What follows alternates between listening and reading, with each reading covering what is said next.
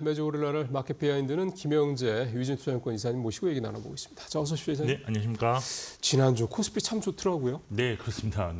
사실 코스피에서 전기전자, 특히 반도체 쪽이 그렇죠. 상승하면서 지수가 견인되었다고 볼 수 있는데, 사실 지난주 시장 전반적으로 보면 약간 혼조세였다라고 볼 수 있습니다. 미국이랑 유럽은 조금 약세였고, 그렇지만 이제 일부 아시아권 증시는 강세였는데, 국내에서도 이제 코스피가 3.1% 상승하면서 어우, 상당히 강한 모습을 그러게요. 보였다. 그런데 코스닥은 주도 업종인 바이오가 좀 맞습니다. 떨어지면서 오히려 약세로 이제 한 1.1% 마이너스를 기록했다는 점이 특징이었다라고 볼 수 있겠습니다. 예. 환율은 한 주 동안 12원 상승해서 1,465원대로 마감했는데 지금 1,450원대에서 계속 이제 박스권으로 지금 나오는 것 같고, 미국 10년물 국채 금리가 소폭 하락해서 4.25%로 마감했는데 약 3주 동안 반등했던 그런 반등세가 좀 꺾이는 모습을 보이고 줬다라고 볼 수 있겠습니다. 이렇게 미국 국채금리 떨어지면 사실은 환율이 좀 올라야 되는, 아니 떨어져야 되는 건데. 네, 그렇죠. 이게 참 우리 예. 원화가 지금 약세는 약세입니다. 그리고 이제 주요 이벤트로 보시면 3월 이제 FMC가 가장 주요 이벤트였는데 금리 동결을 했습니다. 그리고 주목했던 점도표에서 올해 이제 2회 인하 전망을 유지했는데 이제 기자회견을 통해서 파월 의장이 좀 시장을 안정시키는 발언을 좀 했습니다. 일단 경기 침체 가능성이 높아진 것은 사실이지만 아직은 위험 수준은 아니다는 견해를 밝혔고, 예. 또 관세와 관련해서 이제 관세 충격은 일시적이어서 여기에 이제 통화 정책으로 대응하는 것은 적절하지 않다는 의견도 표했기 때문에 전반적으로 시장 친화적 스탠스를 보였다라고 볼 수 있습니다. 예.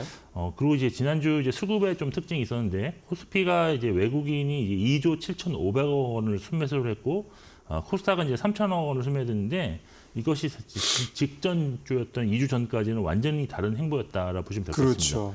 코스피에서 순매수 상위 종목에 이제 2조 원 가까이 순매수한 삼성전자, 그리고 이제 4,100억 원을 순매수한 SK 하이닉스가 있었고요. 코스닥 순매도 종목 1위는 알테오젠을 한 1,000억 정도를 팔았고, 그리고 JYP 엔터를 679억 원 순매도했던 특징이 있습니다. 삼성전 2.71조를 샀는데 코스피에서 삼성전자가 거의 2조니까 그렇죠. 삼성전자 하이닉스 빼면은 별로 안 샀네요.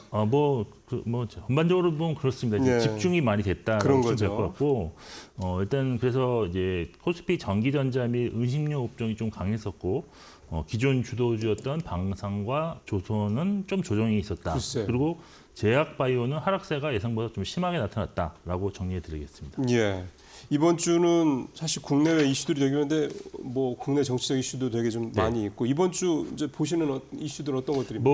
시장에서는 일단 24일 날 미국 제조업이랑 이제 서비스업 PMI가 나오는데, 그렇죠. 제조업이 51.9, 서비스업이 51.2로 전월 대비로는 조금 하락할 것으로 보고 있고, 25일 날 미국 소비자 신뢰지수 발표가 있는데요. 이 지수가 지난 2월 경기 침체의 우려감을 나타내면서 지수를 하락시켰다는 그런 서베이 지표라는 점에서 주목받을 수 있다라고 지금 나오고 있습니다. 그래서 현재 예상치는 94.2인데요. 추가적으로 좀 둔화될 것이라고 예상을 하고 있습니다. 그리고 28일에 미국 2월 개인 소비 지출 가격지수 발표되는데, 현재 예상치가 전월 대비 0.3% 상승, 근원 PC 역시도 네. 한 0.3% 상승할 것으로 보고 있고요.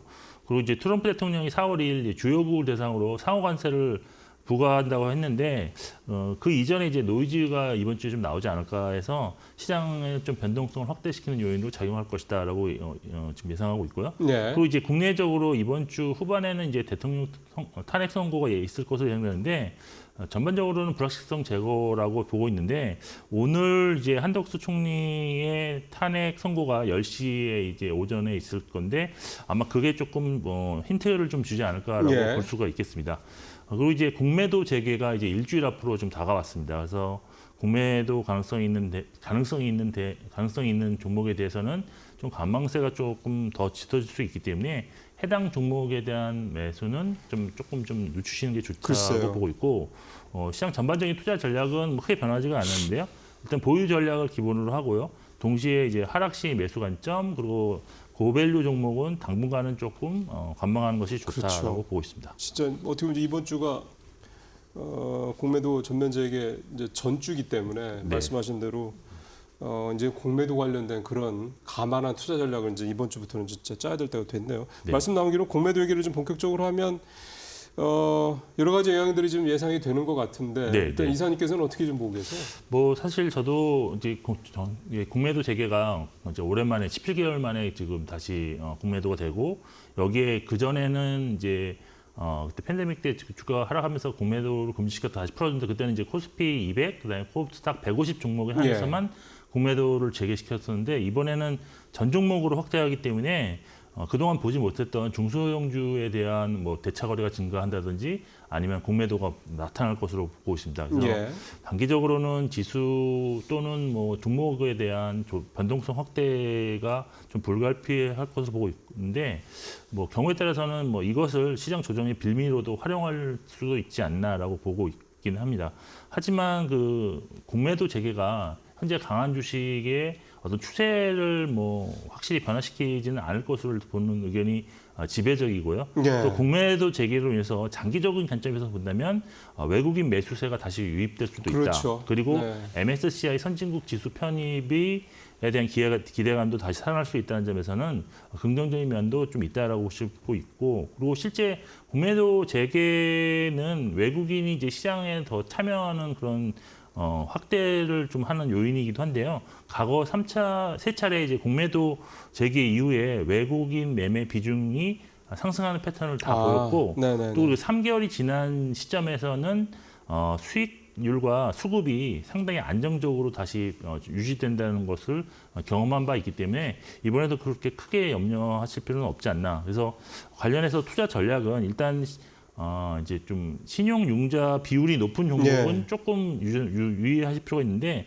아무래도 이제 이런 종목의 공매도가 집중되면서 주가가 단기 하락한다면 담보 비율 유지를 위해서 좀 매도세가 나타날 수 있다라는 점 참고하실 그렇죠. 필요가 있을 것 같고요.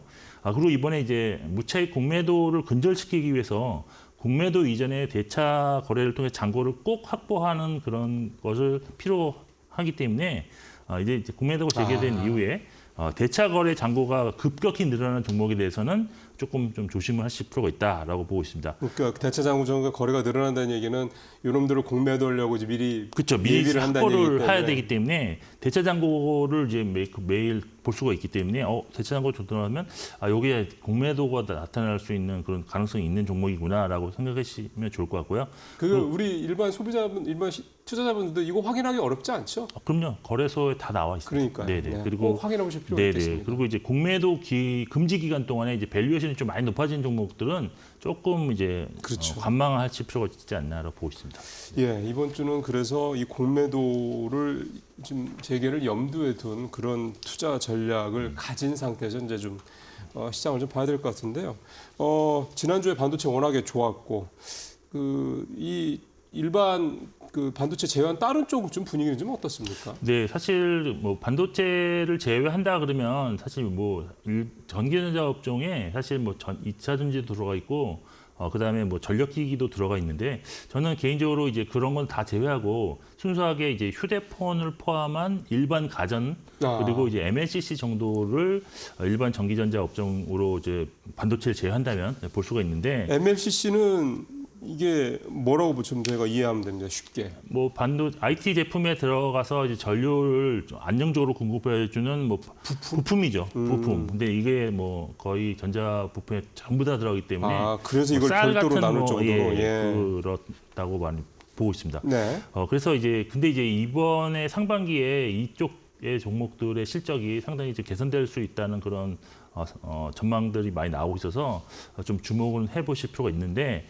일단 성장에 대한 전망, 그러니까 분석이 많은 쪽이 이제 일단은 휴대폰입니다. 근데 예. 그래서 글로벌 뭐 휴대폰 업황을 그래도 좀 우리가 미리 좀 알 수가 있는데 사실 지난해 같은 경우가 이제 판매량 자체가 4.9% 플러스가 났기 때문에 이게 3년 만에 성장세로 전환하는 겁니다. 근데 올해 같은 경우는 이제 조사 기간에 따라서 좀 많이 편차가 있긴 하지만 1.5%에서 한 3.7%까지는 성장할 것으로 전망되고 있는데 작년만 못하네요. 그렇죠. 이게 이제 성장률이 둔화되는 건데 그 이유는 아무래도 관세 부담이 좀 나타날 그러겠죠. 것이다 뭐라고 하고 있습니다. 근데 변수가 있는데 이게 중국의 이관신 정책이 변수가 될 수 있을 것 같습니다. 이미 중국의 1월 스마트폰 판매량이 지금 2,451만 대를 기록했다라고 발표가 되었는데 이것이 2018년 이후에 춘절이 1월에 있었던 해 중에서 최대 판매가 나타난 거고 따라서 올해 실제 글로벌 휴대폰 성장률이 예상치보다는 조금 더 좋지 않나라고 저는 개인적으로 보고 있고 가능성을 좀 열어두시면서 대응을 하실 필요가 있다라고 보고 있고 예. 그리고 이제 그 다음으로 이제 가전 같은 경우는 사실 글로벌하게 보면 매년 평균적으로 한 5% 성장률을 좀 기록을 했었다고 지금 저희가 파악하고 있는데 올해 역시도 한 5% 성장은 충분히 가능하지 않나라고 보고 있습니다. 그 이유는 뭐 AI 스마트 홈 기능 강화와 편의성을 좀 앞세워서 성장률의 방어에 성공을 할 수 있다라고 보고 있고요. 그리고 최근 보시면 신흥국에서의 어떤 판매가 좀 잘 되고 있기 때문에 네. 올해는 그쪽에서 조금 부각을 나타낼 수 있다라고 보고 있습니다. 그리고 MLCC 같은 경우는 지금 사실 상당히 좀 업황이 좀 개선되고 있는 것이 확실히 나타나고 있는데 일단은 IT 세트 회복세가 좀 있는 상황이고 여기에 이제 AI 서버향 수요가 상당히 좀 증가해 있는 상황이기 때문에 오히려 좀 공급이 좀 부족하지 않나라고 보고 있습니다. 그리고 사실 전기차와 뭐 자율주행 같은 것이 이제 성장할수록 수요량이 좀 크게 증가할 수 있는데 그래서 올해는 좀 평소와는 좀 다른 실적을 기대할 수 있는 부분이다라고 보고 있습니다.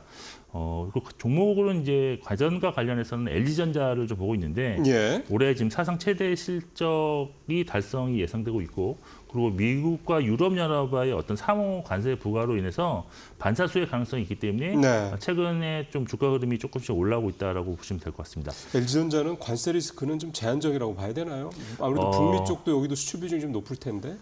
글쎄요, 뭐 관세 쪽에서는 제가 보기에는 이게 지금 점유율 자체도 상당히 지금 높은 상황이기 때문에 물론 이제 물론 이게 관세에 대해서 네. 분명히 영향을 받을 수는 있다고 보입니다. 그렇지만 지금 나오고 있는 어떤 분석과 이런 건 리포트를 보시면 네. 오히려 지금 다른 쪽과의 그런 상호 관세 뭐 이런 것 때문에 오히려? 반사적으로 이익이 있을 수도 있다. 뭐 이런 분석입니다. 그래서 이거는 이제 좀 뚜껑을 열어봐야겠지만 실제로 관세는 제가 볼 때는 일시적일 수밖에 없다라고 저는 개인적으로 생각하고 있습니다. 그래서 이런 거에 노이즈로 주가가 하락할 경우에는 항상 매수 관점으로 보셔야 된다. 그리고 지금 현재 모든 종목이 다 그런데요. 밸류에이션 수준이 낮은 상태에서 지금 저평가 뭐 이런 얘기가 나온 상황이기 때문에 오히려 진짜 지금 매수할 수 있는 기회를 준다라고 좀 긍정적으로 네. 보시는 게 좋지 않나라고 보고 있고 예. 그리고 이제 휴대폰하고 이제 MLCC 관련해서는 삼성전기를 뭐 가장 뭐 최선호 종목으로 꼽는 그런 기관들이 많은데 아무래도 중국향 그 매출의 시장 노출도가 좀 높다는 점 그리고 AI 시장 발달에 따른 반도체 기반의 고성장 및 또 응용적 확대로 인해서 실적 개선이 올해 좀 크게 좀 나타날 것이다라고 예. 보겠습니다. 그리고 이제 이건 번외로 뭐 아직 매출은 없지만 유리기판 관련해서도 그렇죠. 좀 네. 재료가 긍정적으로 계속 나올 수 있다는 점도 투자 포인트가 될 수 있을 것 같습니다. 예. 뭐 여기 뭐 플랫폼 뭐 라인도 뭐 좀 한다고 하니까요. 지난주에 또 하나 우리가 좀 관심 있게 볼 게 음식료 업종입니다. 이건 사실은 이사님도 한번 말씀을 하셨던 부분이긴 해서 실제로 결과도 괜찮지 않았습니까? 사실 뭐 제가 이제 예전이죠. 뭐 음식료도 그렇고 유통도 그렇고 이제 바닥에서 올라오는 네. 것을 보셔야 된다고 말씀하셨고 기술적으로 우리가 저희가 보고 있으니까. 네. 그리고 지금 음식료 업종이 근데 사실 올해 그렇게 썩 좋다고는 말씀 못 드릴 수 있는데 일단 올해 6.7%를 업종 지수가 지금 상승을 했습니다. 그래서 뭐 코스피 대비로는 조금 떨어지지 않나라고 보지만 그렇지만 3월에만 7.7% 상승을 했기 때문에 압도적으로 코스피 수익률을 3월에는 그러니까요. 아웃퍼폼했다라고 보시면 될 것 같습니다. 뭐 주가가 상승하고 있는 원인은 크게 뭐 두 가지 뭐 정도 보고 있는데 일단 매출 증가와 또 비용 감소를 예상할 수 있는 그런 이벤트들이 있기 때문입니다. 일단 최근에 이제 뭐 라면 가격 인상 뭐 이런 얘기도 많이 지금 들리고 있는데 실제로 주요 제품들의 그런 가격 인상들이 많이 나타나고 있는 상황이고요. 그리고 지금 외식 업체 가격이 지속적으로 좀 상승하고 있는 그런 상황인데 아무래도 이제 주요 원재료 가격이 지금 상승한 것을 좀 대응하기 위해서 지속적으로 지금 가격을 인상 중에 있다라고 보시면 될 것 같습니다. 예. 그리고 이제 라니냐 발생 시기가 좀 지연되고 있는 상황에 러시아, 우크라이나 종전 관련 기대감이 반영되면서 곡물 가격 하향 안정세가 좀 있다는 점도 최근 주가 상승의 일부 요인이라고 할 수가 있겠습니다. 일단 관심 종목으로 볼 수 있는 거는 사실 지난해 같은 경우는 음식료 업종은 삼양식품 혼자 이제 끌고 맞아요. 나가는 그런 단독들이 모습을 부렸죠. 예, 뭐. 예. 보였는데 현재는 그렇지 않습니다. 다수의 종목들이 지금 상승 추세를 유지하고 있는 상황인데 그 중에서도 오리온 같은 경우가 기본적으로 이제 중국에서의 성장을 상당히 좀 바탕으로 지금 주가가 움직였었는데 예. 올해 같은 경우는 그 외 국가들에서도 성장이 좀 지속될 수 있다는 점이고, 러시아도 뭐 전쟁 끝나면 다시 들어간다는 얘기 네, 나오니까요. 뭐 그런 것도 있고, 네. 또 주력인 중국에서 지금 2월 달 그 자료가 나왔는데 전년 대비 지금 42% 매출액 성장이 지금 나타나고 있기 때문에 투자자들이 이제는 또 중국에 대한 모멘텀이 또 발생하는 것을 그렇죠. 좀 기대하고 있어서 네. 관심이 좀 꾸준히 나타날 수 있다라는 점도 참고하시면 좋을 것 같습니다. 그러게요. 이게 그러니까 지금 당장 별로 안 좋은 것 같아도 잘 매물이 뜯어보면 그 회사가 또 살려고 여러 가지 노력을 할 거 아니겠습니까? 구조조정도 하고 뭐 단가도 좀 내리고 등등등. 이런 것들을 보면서 이제 결국 성장성을 어떻게든 회사가 만들어내느냐라는 그런 회사들이 참 그런 것 같습니다. 지금 오리온 같은 경우도 그렇고요. 지금 사실은 차트를 제가 그 사이에 좀 잠깐 봤는데 주가가 좀 많이 올랐네요. 자, 그 다음에 이제 기술적 분석. 이게 이제 우리 김 이사님과 말씀 나누는 가장 또 중요한 내용들 중에 하나인데 지난주는 상황 어땠습니까? 뭐 지난주 코스피 같은 경우는 눌림목 구간에서 이제 상당히 반등을 크게 하면으로 인해서 추세가 다시 재상승 구간으로 들어가는 모습을 보였고, 코스닥은 여전히 눌림목 구간이 있기 때문에 저점에 매수하는 뭐 그런 타이밍이다라고 아직은 보고 있습니다. 그리고 이제 코스피에서 신규로 추세가 상승으로 전환하는 업종이 화학, 전기전자, 전기가스가 있었고요. 향후 상승 전환 가능성이 있는 업종은 철강 금속입니다. 근데 철강 금속 내에서 흐름이 좋은 종목은 포스코 홀딩스, 대오 AL이 있다는 점 참고하시면 될 것 같고요. 네. 코스닥에서는 신규 추세가 상승 전환 업종이 음식료 담배 업종이 있었습니다. 그리고 향후 상승 전환 가능성이 있는 업종은 화학인데요. 그 중에서도 이제 동진, 세미캠, ENF 테크놀로지, 펌텍코리아 주가가 좀 좋았다는 점도 참고하시면 좋을 것 같습니다. 예. 시가총액 52로 좀 좁혀보죠. 네, 그 안에서는 일단 코스피에서 신규로 추세가 상승으로 전환이 하게 된 종목은 삼성전자, 포스코홀딩스, 삼성물산, 하나금융주주가 있었고 네. 네이버와 카카오뱅크는 추세 상승 중 눌림목권에 위치하고 있습니다.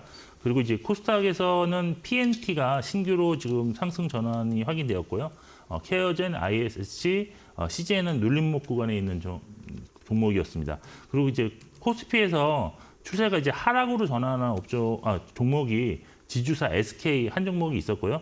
그리고 향후 추세 상승 전환 가능성이 있는 종목은 LG화학이라는 점도 참고하시면 좋을 것 같습니다. 그러게요. 그리고 이제 코스닥에서 추세 하락 전환 종목은 금요일 하한가를 기록한 HLB를 비롯해서 리가캠 바이오, 신성 델타테크, 파크시스템즈, 테크웨잉이 있었고요.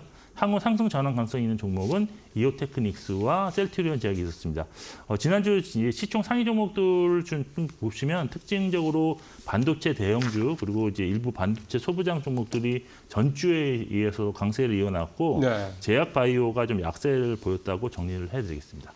지난주에 바이오 참 그러네요. 뭔가 알테오젠이라든가 이런 대형 호재도 있었는데 이제 그 이후에 이제 이를테면 소위 말해서 이제 세론이라고 해야 되겠죠. 그게 있었고 또 HLB는 또 무산된 게 또 네. 그게 또 좀 있었고 어쨌든 악재가 좀 있었던 그런 한 주였습니다. 자, 이 중에서 이제 오늘 이사님이 생각하시는 종목들, 유망 종목들 어떤 겁니까? 네, 큰 종목 위주로 좀 선별을 해봤는데 네. 지난번에 한번 말씀드렸는데 이제 더 올랐기 때문에 삼성전자가 이번에는 그때는 이제 추세 전환 가능성 종목이었지만 이제는 추세가 전환된 종목으로 소개를 좀 해드리겠습니다. 삼성전자가 지금 작년 8월에 이제 중기 추세가 하락 전환 이후에 이제 지난주에 다시 상승으로 이제 확실히 전환하는 모습이 예. 나타났는데 근데 최근 거래량이 좀 살아나는 모습이 있다라는 점이 특징이다라고 할 수 있겠습니다. 수급적으로 지난 2월 이후에 지금 외국인이 한 1조 1천억 원 정도를 매수를 했고 기간도 3천억 원을 순매수했기 때문에 현재 코스피에서 가장 양호한 수급 상황을 보이고 있는 종목이다라고 보시면 될 것 같습니다. 펀더멘털적으로는 뭐 범용 반도체가 지금 턴어라운드가 지금 시작되고 있는 중이다라는 분석이 많고요. 따라서 지금 업황 사이클이 좋아지는 지금 초기 국면인 만큼에 전략적으로는 이제 바이앤홀딩 전략 대응이 좀 필요하지 않을까라고 보고 있고 현재 주가가 지금 작년 11월 이후 처음으로 지금 6만 원을 회복했는데요. 그렇지만 지금 이 정도 주가 수준에서도 밸류에이션을 좀 구해보면 아직도 매력적이다라고 보시면 좋을 것 같습니다. 그다음에 포스코홀딩스요. 네, 그다음에 포스코홀딩스가 두 번째 종목인데 포스코홀딩스는 사실 하락 전환한 다음에 이제 추세가 다시 상승으로 전환하는 시기가 좀 오랜 동안 그런 맞아요. 하락 추세를 이어왔었습니다. 지난 2023년 10월에 이제 추세가 하락 전환 이후에 한 번도 이제 상승 못하다가 지금 이제 지난주에 다시 상승 전환을 성공했는데요. 수급적으로도 보시면 2월 이후에 외국인이 2,900억, 기관이 930억 원 순매수 중인데 아직까지 거래량이 크게 증가하는 모습은 없기 때문에 조금 더 좀 지켜보실 필요는 있다라고 보고 있습니다. 최근에 상승한 것이 처음에는 이제 중국산 후판에 대한 다 반덤핑 관세 부과로 투자 심리가 상당히 회복되었었는데 최근에는 이제 3월 중국 정부가 철강 감산과 구조조정을 발표해서 오히려 이것이 이제 국내산 철강 제품 가격 인상으로 이어질 것이라는 기대감이 좀 커지고 있는 상황입니다. 여기 한국 정부가 지금 내수 시장을 지키기 위해서 수입 철강에 대해서 품질 검사 증명서 제출을 의무화를 하겠다라는 그렇게 발표를 했는데 이것도 역시 최근 상승에 도움이 되지 않았나 보고 있습니다. 현재 주가가 PBR 0.46배이기 때문에 네. 아직은 부담스럽지 않다는 점도 참고하시면 좋을 것 같고 마지막으로 이제 삼성물산을 좀 들고 왔는데 사실 삼성물산은 거의 삼성전자와 흐름이 좀 비슷합니다.